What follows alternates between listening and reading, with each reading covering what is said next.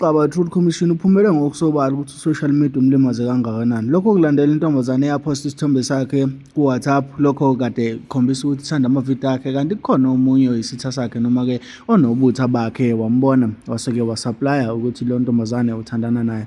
uXaba uthena mangabe chaza wathi ufunwa naba usopolitiki, abantu bamaskandi kanye-ke nabanye abaningi ekuyibona abafuna nokumbulala. Uveze ngokusobala ukuthi usefunwa nayinkabi, kanti-ke waqamisa futhi ukuthi negama lenkabi nabanye uselithumelile ekhaya kubo, sekushoda ukuthi khona akuthumele kule nto kumkhwanazi. uXaba uthena mangabe ekhuluma wathi asibingelele bafowethu, asibingelele nganzakwethu. uXaba lona bathi Truth Commission yamaqiniso. Bafowethu, kunesithombe sami esapostwa umuntu okhonze ama-videos ami yabo, so should asiposte nje. Hayi-ke from there mfethu-ke sabonwa elinye iqhalakhala futhi WhatsApp nalo, phela mina ngi-WhatsApp nabo bonke labo bantu, naye lo wasiposta ngi-WhatsApp naye. Yabo, ngifuna unikhombisa bafethu ukuthi life ka-TikTok ne-social media ingozi kangakanani.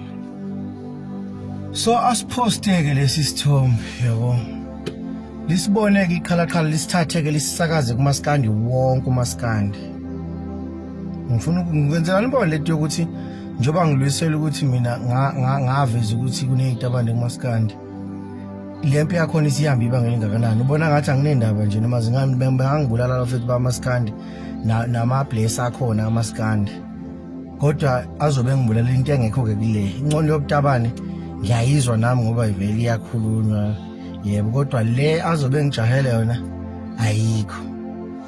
Okay, lesithombe sami masipostwa-ke vele amavidiyo umuntu yakwazi screenshot ividiyo ayikhiphe lokho kuma-caption yonke into, vele athatha isithombe josipost.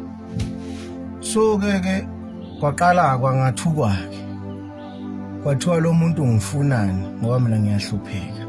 Umuntu esifazane lo ngikhuluma ngayo bafethu, ngifunani ngoba mina ngiyahlupheka wara. Akekho umsakazi, okay, ngeke ngithi akekho umsakazi, abasakazi bakule nkulumo leyo ukuthi fanele ngife mina, omaskandi bakule nkulumo fanele ngife mina, osopolitiki bakule nkulumo ukuthi fanele ngife mina, ngishawe ngesibhamu, osomabhizinisi base-KZN abanye babo bahlangene ukuthi fanele ngitholale ngishawe ngesibhamu. Yile 4 yes, omaskandi ade behlangene weekend edlule bamthuka futhi lo muntu wesifazane, bathi ulifunani iphara. Ekubeni akubona kodwa ilanga la kade umuntu wesifazane siyathandana naye khona, noma lo muntu wesifazane uyangifuna noma mina ngiyamshela. Yabo, yibhadi liyamfana mkhwanazi lelo. Ngiyazama unixoxela nje abafethu. So khona-ke nje obhizi oneshongo ngempela ukuthi mayekufuna ngeke angakubulali, and igama lakhe ngilishile ekhaya njengoba kade ngisemakhaya kulezi insuku.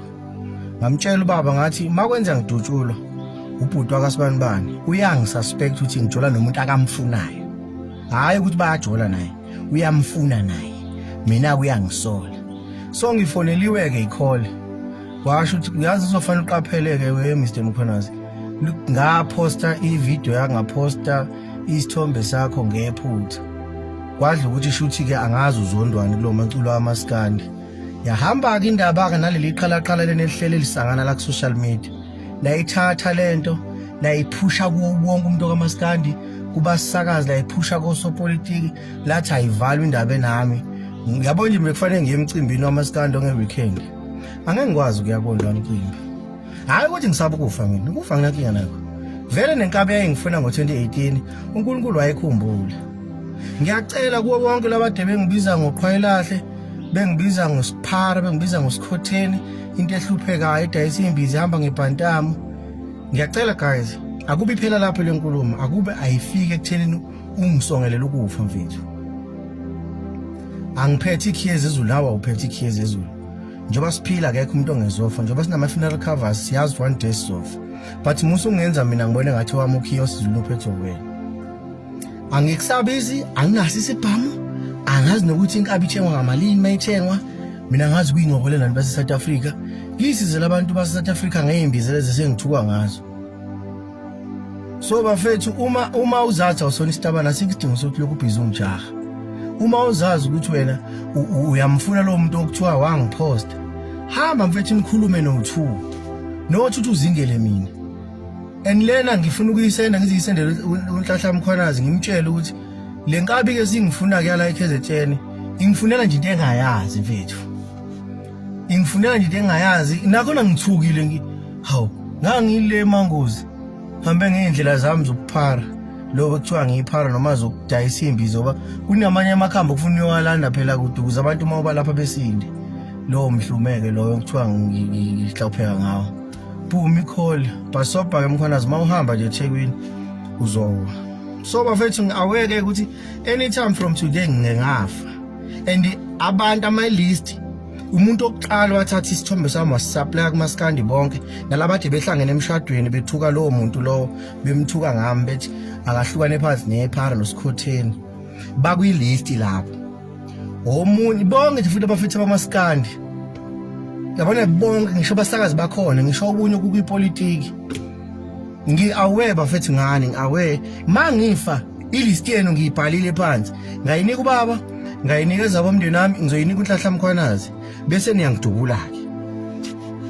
phela mina ngikwazi and one day ngizowakhipha amagameni that day ngobe ngilindele futhi ukufa nominini okwamanje ngizowagodla qhubekani lokhu nenza lento yokulokhu nifuna ningizingelela ukungidubula nalona lokho ethi fanele ngidutshule akangidubule because mina vele mina nginto ezodutshulwa engafa nominini bafethu ukhona umuntu okadutshelela ukuthi upost isithombe sakho mina ngiyengizwa abantu bethi ama-video ngine ngihlangana nomuntu mina asave ama-video kwakona emanguze edrobheni abade ngikhona ngihlangana namantombazana ayihambela hawu wepuxaba uyima buka ama-video akho kangakanani ngizofela ukuthi mina umuntu usithatha ivideo on TikTok wayiseva wena ungizingele like really bafethu futhi mina akasilungiseni le mina ngaze ngithi ngisigwile yabona abantu basedubele enkonzo yomtoba la ngikhulile khona ngibathanda ngento eyi-1 bayazi ekhaya siyahlupheka bayazi ekhaya kwandlwana kodwa akazi mfethu uma ngenza amavidiyo lana ngibona i-comment lo ngawuqala uTikTok lo ngawuqala 2021 ngoba 2020 ngangungena nje ngobuka kuphela ngichaza amavidiyo kanti ngiyakwazi nami ukwenza lento ngayijoyini yabo akazi abantu basedubele enkonzo bethi hey anoke nakho umuzi wakini phela amadoda lo muza kona wami ngedwa mina ngingane kulo muzi wami Mkhwanazi ngingane encane kuneyigadla zakhona kulo muzi impandle eyindala if kunenkinga zami Mkhwanazi ziyekeni bafethu asingenzi ukuthi uma ngishuka mina bese nihlanganisa nomuzi wakithi yabo until uNkulunkulu azawenza wakheke musa wena wenze ngathi uma usula izimpi zakho uzumention ukuthi siyahlupheka siyahlupheka vele bafethu sixakile siyazazi but angiyithandi le ndlela enikhuluma ngayo bafethu kodwa amagameni ngiwafaka kwilist ngake ngalimala nje ngesibhamu ngoba kukhona inkabe lokho ibhizi ngizungeze eduze nje and wesiphathi ngibatshelile futhi abantu akekho ngazi make ngadutshulwa nje guys kufanele nazi kuba ohluka behlale kuyo because uye akafuni ukuqiniseka yazi mfethu uma uyinsizwa uyamfonela umbhemu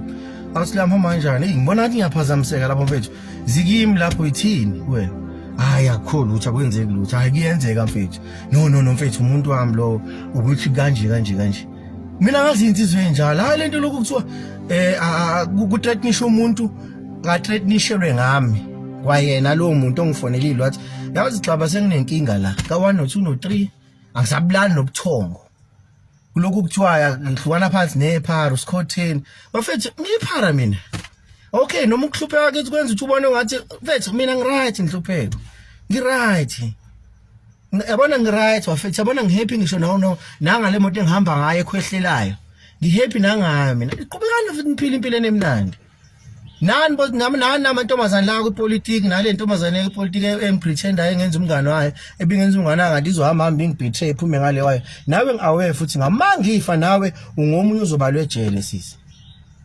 nawe sisomsakazi osanda nakwenza ama calls lezi insuku ungomunye wapha qhubekani ke nukhwezela umlilo nukhwezela qhubekanje khulekani mina nginankinga mina ngisho ingane zami ngizozazisa futhi ngiyisevele izithombe zenu ngoba abanye bagcwele kusho umuntu ethi mangifa niqale la ukuphenya la nango ukuthi umuntu oqala wabhebhezela lo mlilo lo wathatha isithombe sami wangazi uma kune WhatsApp group yaka maskandini wayisupply khona isithombe sami ukuze mina fanele ngibulawe mina. Hayi ucaba nje lo sophondweni kula semtubatuba.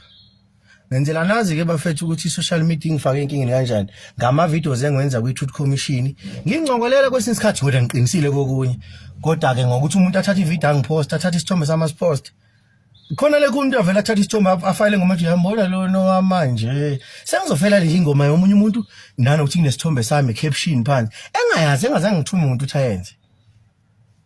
Guys